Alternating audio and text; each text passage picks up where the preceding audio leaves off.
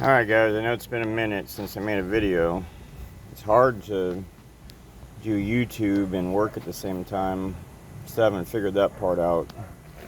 I'm a working owner slash boss slash foreman slash labor slash whatever. Anyhow, thought I'd do one right now. I'm making a template. The job that we're on over here, where we started, I don't know how long ago, digging footings with the excavator. We laid it out. Anyhow, it has 4 steel columns, and they haven't provided any punch plate templates, steel templates for the base plates. So I'm just making some to try and get this job done. And just thought I'd go over a few things. There's no one size for a base plate, but all the years I've been doing this, a pretty standard size base plate in a residential house is 12 inches square. That's pretty typical, and that's pretty much what you'll find probably 98% of the time is a 12-inch square base plate. And the other thing that you'll find typically is it will have 5/8 bolts. Sometimes it'll be 3/4 inch bolts, but usually 5/8. And usually the bolt pattern for the template will be 1.5 inches in each way on each corner. And that's pretty standard. I mean, obviously it could be anything. It could be whatever the steel company or the engineer, structural engineer requests, but most of the time this is the pattern. So if you're designing something, if you have to put a steel column in your addition or whatever you're working on, typically it'll be a 1/2 inch thick base plate, 12 inches square, 1.5 inches in each corner.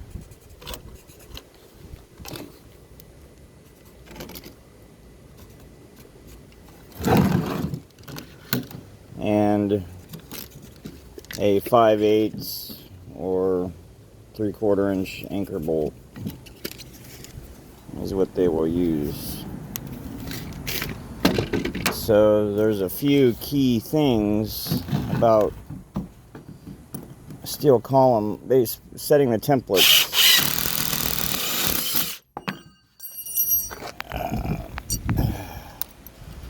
Of course, I grabbed the crappy impact.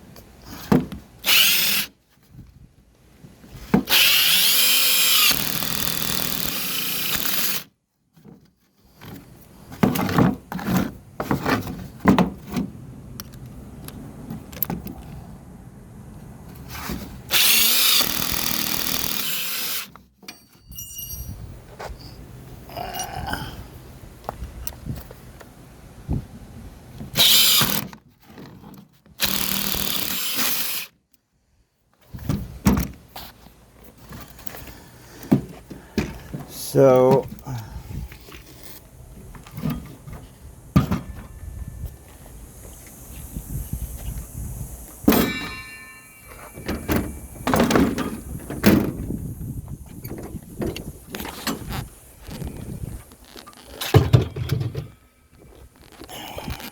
the other thing, guys, if you're working out on the street, especially if you got a liquor store within a block, don't leave your tools out.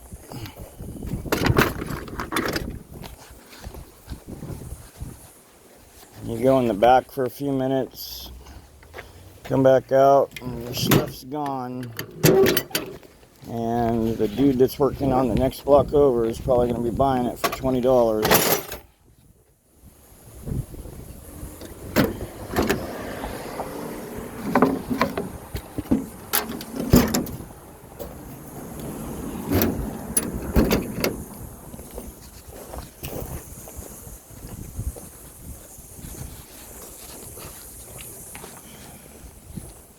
So one or two key things when you're working on steel columns is when you're putting the bolts together, you got to make sure you use double nuts. Meaning, oh, and the other thing, these bolts are super dirty nowadays. Wear a glove. Otherwise it takes a couple days for this crap to get off your hands. This dirty Chinese grease. Anyhow, you have to use double nuts. That's how you adjust your steel column, how you plumb it. And I'll show you. So you have a nut on the bottom of your base plate. Now this is the template, but you're pretending this is the base plate for the steel column. So you have a nut on the bottom. You have a nut on top. And what happens is after you pour, so what we do is we set a board in here, the thickness of the grout that's going to be, you have to have a double nut, you have to have room to adjust, not height so much, you try to get the height set when you pour the concrete, but to plumb your column each way, after you stand them, you use the bottom nut and the top nut to raise or lower each corner of your base plate, and that's what plumbs your column. And then that space between your pad footing and your base plate gets filled with non-shrink grout. Or you can use a dry pack, like a dry mortar, and you have to pack it in there really good. And there's usually a detail on your plans, on your structural drawings for it, in that dry pack, so there's no space underneath the column, because you have to pour the rest of the concrete in your pad footing. Or if not, that's what fills in underneath the base plate, and then your column can't move anymore. It's locked in place on top of your footing.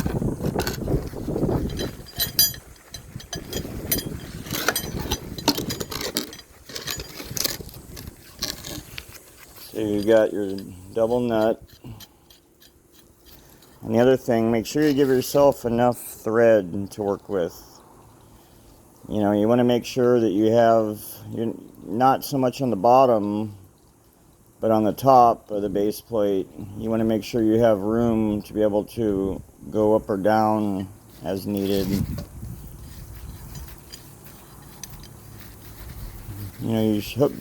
Hopefully you shouldn't be doing a lot of adjusting, but you do have to move the corners of the steel column base plate up or down to plumb it. Nothing is perfect in construction. None of the materials, the steel is not perfectly straight. It's difficult when you're pouring concrete to get things to stay in place perfectly.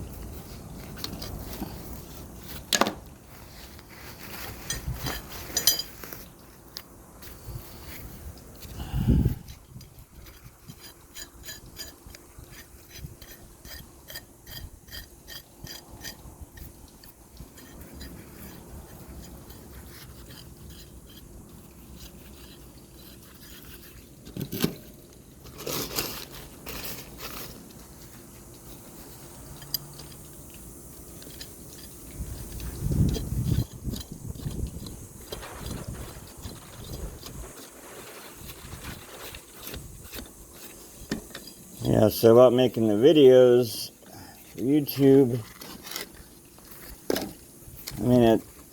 number one, the weather sucks. I know, I'm complaining about humidity. I've lived back east for a short amount of time. So I know what the humidity back there feels like. But when it's 110 degrees out and you've got, 80% humidity outside, it freaking sucks. And that's what we've had. We've had these monsoons coming through for the last, I don't know, a few weeks.